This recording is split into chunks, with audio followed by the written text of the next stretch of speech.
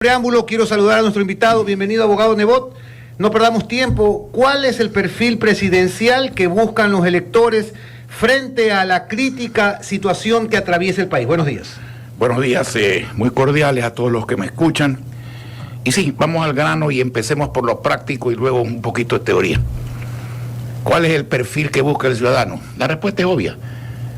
Coyuntural. El que le pueda resolver el principal problema del Ecuador, de todos los hogares y de todas las personas, desde el correísmo al comunismo, pasando por lo que se llama derecha, centro o lo que sea.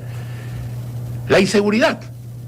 Cuando se trata de la vida, de la tranquilidad, de la afectación de todas las actividades, del peligro de perder los bienes, de ser robado, violado, secuestrado, vacunado. Ese es el principal problema. El que la gente crea que le puede resolver eso, ese va a ganar las elecciones. Y si no, vamos a la práctica. Hay una regla para saber quién va adelante en la preferencia electoral. El número de ataques que sufren los rivales. Nadie ataca al que sabe que no va a ganar. Y los que no están ganando y quieren ganar, creen que atacando a esas personas se puede ganar. Y una gran equivocación. Y le voy a decir por qué. Cuando usted tiene un problema de esa naturaleza, usted lo que quiere es que le digan cómo se lo van a resolver. Y quiere intuir y ver, y ojalá probar, que esas personas pueden hacer eso. No decir eso, de decir, oiga, los loros también hablan, digamos, y no pueden hacer nada. Hay que probar que se puede hacer. Entonces yo le pregunto a usted, ¿usted cree que la gente va a poner en la balanza el insulto, el ataque, el tú no hiciste eso, el tú no sabes de esto, el tú has cometido tal delito, etcétera, etcétera? Eso frente a la seguridad? ¿Usted cree que había cometido un delito? Vaya a la fiscalía y denúncielo. ¿Usted cree que hay un contrato mal hecho? Vaya a la Contraloría y pida una investigación.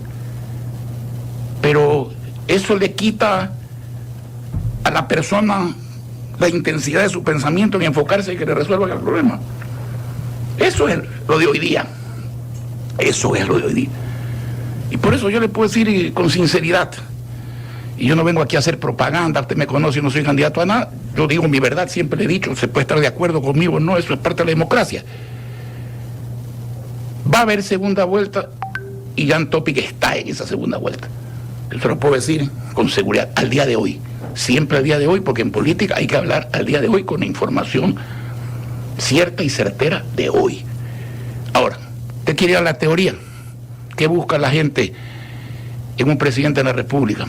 Hay veces se equivoca, cree que la persona tiene condiciones y resulta que no las tiene, pero el equivocado no le quita definitivamente a su pensamiento la certeza de lo que quiere. Quiere capacidad. Una persona tiene que saber cuáles son los problemas que va a afrontar. Quiere que esa persona tenga alma para saber que los problemas de la gente pobre se tienen que resolver primero, sin perjuicio de resolver la macroeconomía y una serie de cosas. Quiere que esa persona tenga la honestidad de administrar los fondos correctamente y que tenga la decisión de implementar un programa sin que ese programa sea manoseado por burócratas y por una serie de gente que está acostumbrada a hacer lo que le da la gana, a sobrevivir en todos los gobiernos, a atrapar al presidente de la República en una maraña de trámites que deben ser suprimidos, primero también con mano de hierro. La mano de hierro no es solamente para combatir al delincuente, es para combatir una serie de personas enquistadas en el Estado, para que el Estado siga siendo fallido. La gente quiere acción, la gente quiere resultados. La gente quiere justicia social, la gente quiere que se administre para que la cantidad de plata que administra el Estado vaya al más necesitado, para que se dé confianza en un país. Eso es lo que quiere la gente, eso es lo que busca la gente en un presidente de la República. Definitivamente, que hay veces la encuentran, que hay veces se equivoca, sí se equivoca. Pero aquí todo es, este país es pobre, somos un país pobre, no, este país es inmensamente rico. Lo que es pobremente administrado, que es otra cosa. Es administrado por gente generalmente, y hay excepciones, y yo he citado muchas, y entre ellas cito siempre al doctor Novoa Bejarano, a Clemente Yeroy Indaburo, a gente que subió al poder a hacer lo que tenía que hacer y lo hizo con entereza. Hicieron lo que no hizo mucha gente en muchos años. Entonces, no es que no se puede, que 16 meses es muy poco. Claro que 16 meses es menor tiempo que 4 años, sí, claro, pero que no se puede hacer nada en 16 meses. Pregunte qué hizo Novoa, pregunte qué hizo Clemente Yeroy Indaburo en 8 meses, y pregunte quiénes han pasado muchos años y no han hecho nada, y lo que es peor, unos que han pasado y han devastado todo como huracanes. Entonces, eso es lo que busca la gente. Yo quiero que la gente no se equivoque. Todos nos equivocamos y al fin y al cabo el pueblo tiene el derecho a equivocarse. Esa es la democracia. Pero si se equivoca, quien va a pagar los platos rotos es el pueblo. Y si acierta, quien se va a beneficiar es el pueblo. Los candidatos y los presidentes lo hacen bien, lo hacen mal, desaparecen. Lo que hacen bien queda y lo que hacen mal también, desgraciadamente.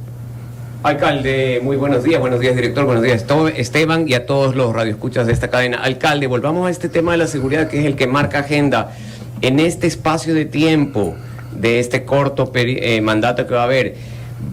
¿Usted ve salida, ve posibilidad de que el tema de seguridad, la paz, lo que ha propuesto Jan Topi, que todo va a estar mejor? ¿Hay posibilidades en ese corto tiempo hacer acciones específicas que mejoren la situación en la que estamos? Mire, el señor Topic ha explicado su plan de seguridad. Yo creo que la ciudadanía lo conoce a través de ruedas de prensa muy detalladas, a través de videos muy detallados. Yo ya no voy a ir a eso.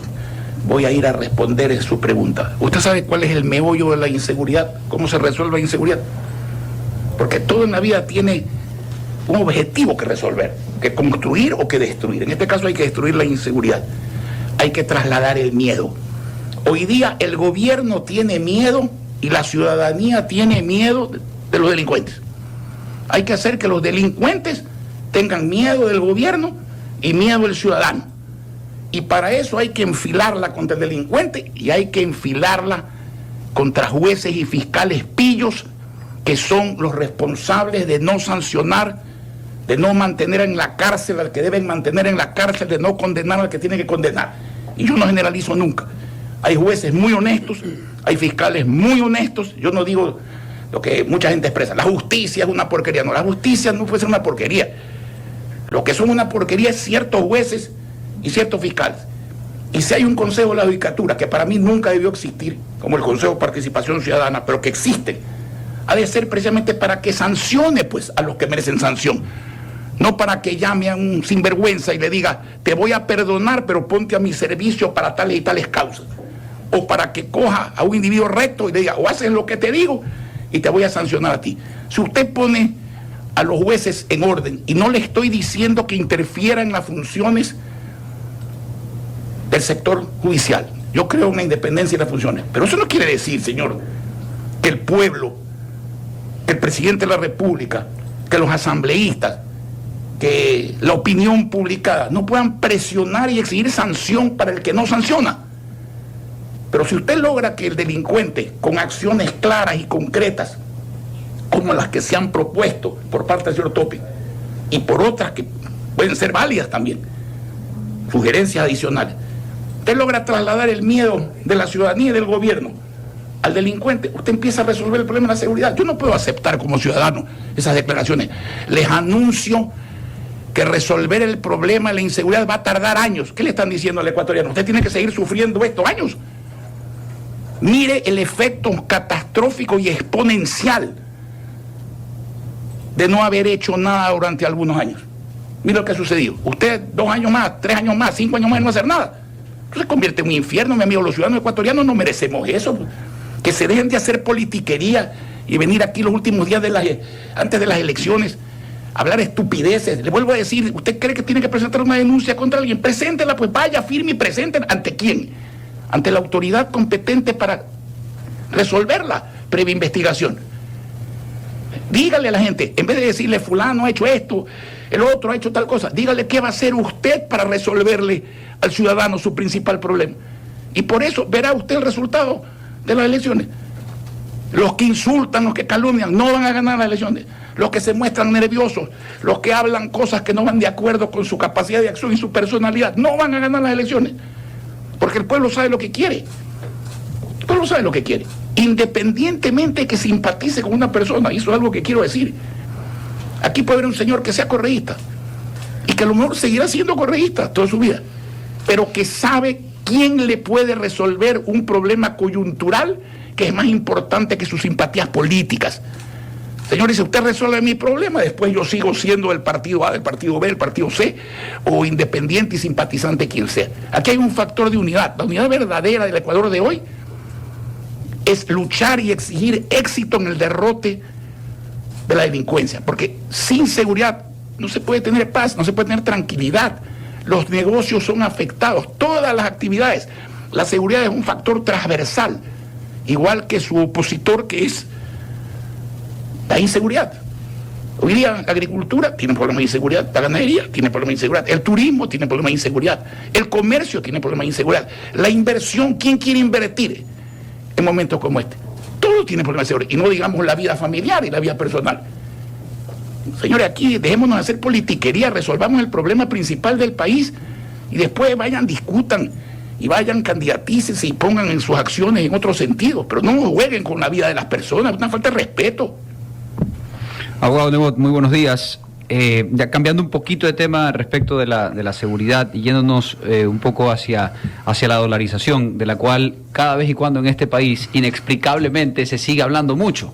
Yo creo que este es uno de los pocos países dolarizados de Latinoamérica en donde cada campaña se pone en discusión una institución que ya está enraizada en la sociedad y ya la sociedad la tiene asimilada, como es la dolarización. Yo dudo que en Panamá o en El Salvador se discuta esto cada vez y cuando. Y en el Ecuador se sigue discutiendo. ¿Qué opina usted respecto de que ciertos candidatos y ciertos economistas sigan poniendo en tela de duda la dolarización? Y hemos visto pues que realmente ponerla en duda es algo muy impopular. De hecho, a uno de los candidatos, no a presidente, sino vicepresidente, el señor Arauz, le sacaron unas declaraciones que él hizo en Argentina hace unos 4 meses respecto a la dolarización, de la cual allá se está hablando mucho. Pues él planteaba una especie de desdolarización suave, entre comillas, en donde el Estado se apropie de los dólares y internamente circulen esto que aquí se le llama los patacones, básicamente. ¿Qué opina usted de que sigamos hablando de esto y si este tema debe ser recurrente y si los candidatos deben siempre estar diciendo yo voy a mantener la dolarización cuando eso debería darse por sentado ya en esta sociedad, ¿no? Mire, en una democracia evitar que haya gente que hable soquetadas es imposible. De acuerdo. Lo grave sería que hagamos realidad esas soquetadas. Para desdolarizar este país no hay que estar sano mentalmente, definitivamente.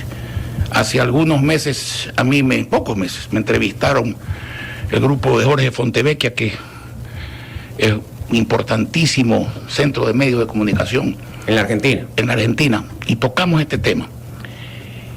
Y yo le dije lo que le voy a repetir ahora, en breve. ¿Qué hizo la dolarización? Le quitó la máquina de emitir dinero, para que la gente me entienda, de hacer dinero falso. Si usted inventa dinero falso, el dinero verdadero vale cada vez menos y compra menos. Y eso hacían los gobiernos. Cogió la máquina, la botó al río. No se puede emitir. La gran bendición. La política cayó en su influencia malévola en la economía. No la ha perdido del todo, ya voy a explicar por qué. Porque también se puede quebrar en dólares, Pero la emisión, que es el peor impuesto, porque causa primero inflación y luego evaluación. Acuérdense que el sucre pasó de 4.000 sucres por dólar a 25.000 sucres por dólar en menos de un año. Entonces los precios subían en ascensor, los salarios subían en escalera. Eso fue terrible. En segundo lugar, no había crédito. La dolarización trajo el crédito, porque la gente, ¿cómo podía vender si los precios cambiaban todos los días? Si los sueldos en términos reales bajaban todos los días, para los que tenían la dicha de tener empleo. Entonces, vino el crédito. El Ecuador se ha mantenido, porque no ha crecido, esa es la verdad. Desde el año 2007 para acá, el Ecuador no ha crecido, sino coyunturalmente, y luego ha decrecido. Claro. Se sostiene. Se sostiene.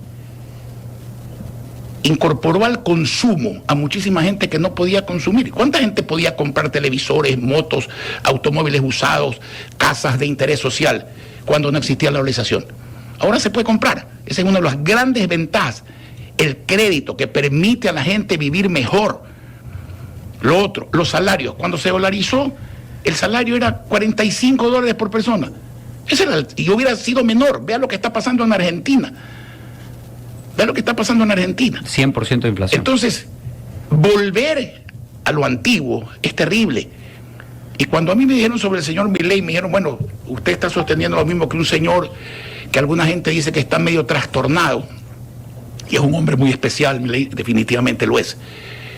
Yo recordé una frase de Carlos Julio Arosemena Monroy, que un día dijo: hay locos que administran su locura mejor que ciertos cuerdos su cordura. Y le dije, el señor podrá ser loco en muchas cosas, pero en el caso de la dolarización está aceptado. El día domingo ganó las elecciones del Paso. Solito, sin partido político, sin nada, pues el señor es él. Entonces, los pueblos se van dando cuenta de los errores de la gente, y volver al pasado sería ponerle una bomba atómica al Ecuador, ya. O sea, aparte de la inseguridad y de lo que estamos pasando, desdolarizar este país, bueno, señores, realmente hay que estar fuera de foco por ser benévolo con ese tipo de afirmación. Ahora, la dolarización es la panacea. No se puede quebrar un país porque se administra con dólares, por favor. Si usted gasta más de lo debido, si usted no se juega al crecimiento, si usted castiga con exceso de impuestos a la población, a los empresarios, a los profesionales, quitándoles la capacidad de comprar porque los priva de ingresos, quitándole al que vende la capacidad de vender y de cobrar, y quitándole al fisco tributos que nacen del volumen, no de poner más impuestos, sino de que existan más razones para aplicar los tributos existentes, que se pueden hasta rebajar y recaudar más. Eso pasa también cuando hay dólares. Y eso está pasando porque el día 19 de abril de este año, si mal no recuerdo, la gente pensante, lo que se llama en inglés el think tank del Fondo Monetario Internacional, escribió a los administradores un documento. Lo iba a traer, lamentablemente bajé un poco apurado y no pude hacerlo. Prometo mandarlo. En donde le dice, vean señores, si ustedes siguen poniendo medidas fiscalistas que impiden el crecimiento, los países no van a poder pagarles la deuda. ¿Ustedes quieren que la deuda se pague? Haga lo contrario, impulse el crecimiento y ligue el servicio de la deuda al crecimiento. Y van a cobrar. Y eso es lo que tiene que buscar un administrador de un país. Aparte de no destinar el dinero del pueblo exclusivamente, yo no digo al pago de la burocracia, porque la burocracia tiene que existir, el servidor público del Servicio Civil y Carrera Administrativa tiene que existir, la persona que trabaja en el Código de Trabajo tiene que existir, y el pipón, ¿cuántos pipones hay? Pipón tiene que ser liquidado y sin indemnización, porque son contratos precarios que simplemente, aún antes de su vencimiento, pueden ser suprimidos. Y el otro, a pagar la deuda externa. Mire, si la deuda externa no se renegocia, no se logra bajar los intereses, no se logra extender el plazo, vea el sacrificio a que ha sometido el país para poner al día la deuda externa cuando todavía no llega al salto que va a dar de pago de capital e intereses en los próximos meses y años. Esto va a ser un infierno. Tienen que manejar la renegociación de la deuda. La deuda china no puede ser tratada como una deuda normal. Es una deuda que nació de intereses usurarios, en proyectos que no funcionan, sobrevalorados. Entonces, por ahí hay que ir. Si usted sigue en ese plano, se puede quebrar en dólares también. Se puede quebrar en dólares, pero ya no tiene por lo menos ese fenómeno de la inflación y la devaluación extraordinaria. Ya tiene crédito. Ya en los gobiernos, usted se puede imaginar lo que hubiera sucedido aquí si hubiera seguido la emisión de sucres en los últimos 15, 20 años. Entonces hubiera sido un infierno. Entonces, yo, perdone haberme extendido algo, pero la gente debe entender que con estas cosas no se puede jugar. Hay cosas con que no se puede tocar. ¿Y por qué cree usted que juegan? Simplemente para terminar ahí. ¿Por qué cree usted qué intención porque habría tienen allí? un discurso mundial en ese sentido. Pero habría que preguntarles por qué no han desdolarizado cuando fueron gobierno. ¿Y es posible tener un acuerdo nacional, abogado Nebot, de cara a este corto gobierno de 16 o 18 meses que va a venir, o simplemente ya perdimos la esperanza de que hayan esos acuerdos? Mire, la sensatez es algo que no caracteriza a ciertas clases, no solo políticas, también empresariales, también periodísticas, etcétera, del Ecuador. Ojalá se logre, pero cuando usted es presidente de la República, a ver, yo le voy a decir 3 palabras. Presidente, ¿qué quiere decir presidente? Presidir. Ejecutivo, ¿qué quiere decir ejecutivo? Ejecutar. Gobierno, ¿qué quiere decir? Gobernar. Entonces, a usted no lo han nombrado secretario de la comunidad, lo han nombrado el líder de la comunidad para hacer que lo que usted disponga dentro de la ley se haga. ¿Qué pasó con este presidente? ¿Qué pasó con Guillermo Lasso? Era su ejecutivo, hizo el terminal terrestre, con usted el alcalde, había una muy buena relación. Júguelo por sus resultados. Pero, ¿qué le pasó? Mira, ser un buen ejecutivo a nivel privado no significaba entonces poder manejar la cosa pública adecuadamente. El señor cometió un gravísimo error y con eso me voy a quedar Guillermo Lasso, porque el problema de hoy día no es Guillermo Lasso. Guillermo Lasso mató la economía, el empleo, una serie de cosas, ahora están matando a la gente. Ese es el problema de hoy día. ¿Qué pasó? El plan de gobierno que había, el que nos hubiera traicionado a nosotros, es deleznable, no tiene ninguna importancia para el pueblo. Pero dijo que no iba a poner impuestos, puso impuestos. Dijo que iba a generar conectividad, internet gratuita, computadoras para los jóvenes, que son fundamentales para que se eduquen, para que se formen y sobre todo para que hagan de ellas una herramienta de vida a través del emprendimiento. Ni siquiera empezaron los procesos.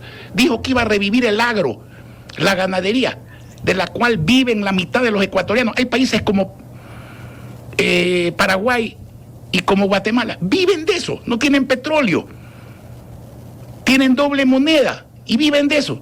Miren la situación de los agricultores, las fronteras, el contrabando, la delincuencia. Señor, hizo lo que no debía hacer. Cuando uno hace lo que no debía hacer, las cosas salen mal. Y la asamblea, mire, las asambleas, señor, todos los congresos y las asambleas son iguales. Pero, ¿sabe usted de cuánto depende un gobierno del poder legislativo? Será en un 10%. Todo lo que yo le he mencionado tiene que ver con el poder legislativo. Y cuando el poder legislativo, ¿no es cierto?, le aprobó 9 leyes de seguridad que las pidió, se las aprobó. ¿Cuántas de esas leyes ha usado? Si las hubiera usado no estaríamos en esta situación, pues. Abogado, gobernar es hacerse obedecer, ejecutar, presidir, mandar, eso es gobernar. Leo muchos comentarios, hay muchísima gente conectada en los medios digitales. ¿Cómo surge esta idea rocambolesca de que los socialcristianos y los correístas han andado cogidos de la mano? Muy sencillo. El señor Lasso y ciertos acólitos, entre ellos algunos analistólogos, decidieron que el que no estaba con Lasso era correísta. Y empezaron a vender, cosa que alguna gente cree, porque no medita. Porque el odio a Correa, ¿no es cierto?, y el miedo a Correa nubla los sentidos. Nadie que odia y que tiene miedo razona bien. Al enemigo no se lo vence odiándolo. Al enemigo no se lo vence teniéndole miedo. Se lo vence siendo mejor que él. Así se vence a un enemigo. Entonces, yo le pregunto, ¿quiere usted ir desde el año 2007 que subió Correa al 2017 que se fue? ¿Quién frenteó a Correa en las calles mientras otros le ilustraban los zapatos y le financiaban las campañas? Nosotros lo hicimos. Por no decir yo. La ciudadanía, especialmente la ciudadanía guayaquileña, lo hizo. Luego vinieron elecciones, ¿no es cierto? Varias elecciones. Dígame, ¿nosotros hemos apoyado alguna vez a un candidato correísta? Jamás. Hoy estamos apoyando a un candidato correísta. Ahora dicen que Topic es también correísta. Estamos peleando cabeza a cabeza el ganar la primera vuelta electoral con un candidato correísta. Y nosotros somos correístas. ¿Qué tipo de imbécil, perdóneme la procacidad, puede sostener una cosa como esa? Y yo le pregunto, ¿quiere hablar de correísmo y de lacismo y de Partido Social Cristiano? ¿Con quién puso los impuestos que han liquidado a la clase media de este país? El señor Lasso. Con el voto de Correa, pues, no con el voto social cristiano que nos pusimos, pues.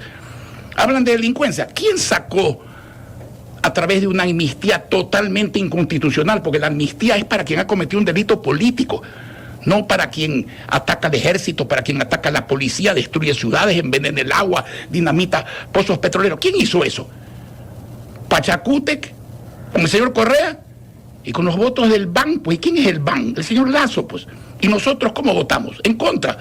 Y cuando por 4 ocasiones se quiso destituir al señor Lasso. ¿Quién se opuso en las 3 primeras ocasiones? El Partido Social Cristiano. Correa quería destituir al señor. ¿Y por qué pusimos nuestro voto en la 4ª ocasión? Porque había causal para hacerlo constitucionalmente. Porque la Corte Constitucional dio luz verde a un juicio que estaba planteado en los términos de la Constitución.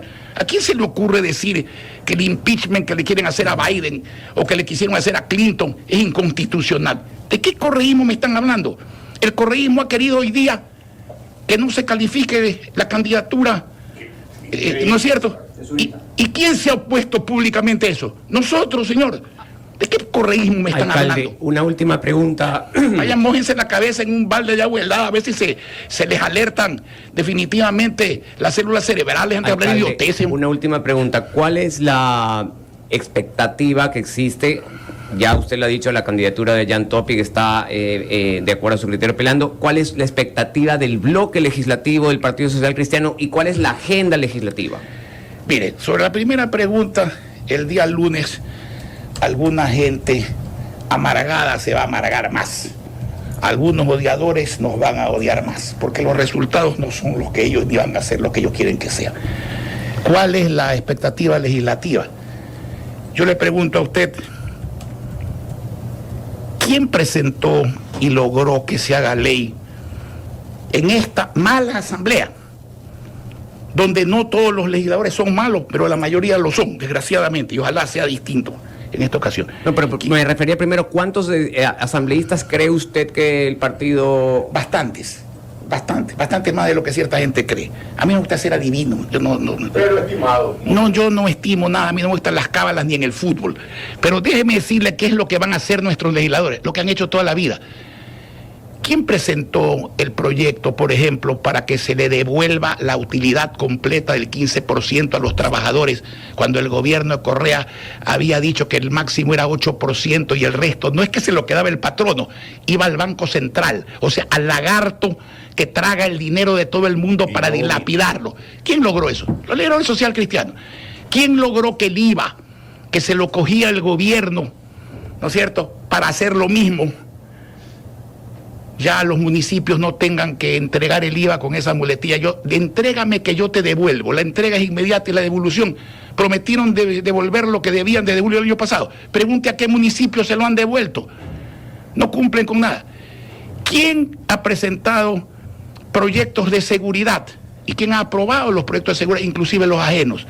Definitivamente nosotros. ¿Quién ha presentado un proyecto, que ojalá no lo veten porque lo vienen torpedeando, de que exista la prohibición para que ningún gobierno, a ningún título, pueda tocar la plata de los asegurados y que esa plata se invierta en la economía nacional, generando empleo y crecimiento, no privatizando el seguro, delegando su administración a empresas nacionales o internacionales que sepan administrar, buscando liquidez, seguridad y rentabilidad para el afiliado? Nosotros. ¿Quién logró que se incorpore, y todavía no ponen en marcha eso? Parece mentira lo que voy a decir. La cívica, la ética y la lógica al pensum. Que hace 20 años, aquí, si ya no se estudia lógica, cívica y ética, ¿qué diablos se estudia? Voy a nombrarle un sinnúmero de leyes. Había un acuerdo. La ley de equidad salarial para las mujeres, etcétera, etcétera, etcétera. Abogado, ¿qué opina usted del rol de la Corte Constitucional, para terminar ahí? ¿Qué opina Yo lo usted primero de que opino de la Corte Constitucional del rol, pues, ¿no? Es que el rol se juega de acuerdo a las reglas del juego. ¿Usted conoce alguna institución en el mundo democrático que no responda a alguien? Todo funcionario público debe responder ante alguien. La Corte Constitucional no responde ante nadie. Eso es lo primero que hay que corregir, mi querido amigo. Y no es la Corte Constitucional, son 5 de los 9. O sea que aquí 5 individuos. Claro. Mire, cuando el señor Lasso pensaba que con la muerte cruzada iba a gobernar como un dictador, yo no me reí, yo advertí lo que iba a pasar. ¿Sabe quién es el presidente de la República? La Corte Constitucional, pues. Por eso le rechazan las cosas, se burlan de sus ministros. Pero ellos, tres jueces fueron propuestos por ellos mismos. ¿Qué pasó? Pregúntele al que lo propuso, pues. Otra equivocación. ¿Y qué opina usted respecto de ¿Qué opino yo? del presidente? Espérese un ratito. Yo opino que la Corte Constitucional, para quienes somos abogados, debe empezar por respetar la ley. Y voy a decir una cosa, tampoco generalizo en la Corte Constitucional. En la Corte Constitucional hay ciertas personas muy capaces, muy correctas, que merecen mi respeto. Desgraciadamente, nada es absoluto. Ok. Usted sabe que la Corte Constitucional, la casación, ¿para qué es? Usted es abogado en ejercicio. La casación es para cuando existen violaciones constitucionales. La casación no es una tercera instancia para que ciertos estudios de la capital puedan tener trabajo. Los juicios se acaban en lo que no es constitucional sin ir a la Corte Constitucional. Hoy día es una Corte de tercera instancia. Todo el mundo va a la Corte de tercera instancia. Esta sinvergüencería de las acciones de protección. Acciones de protección. 1.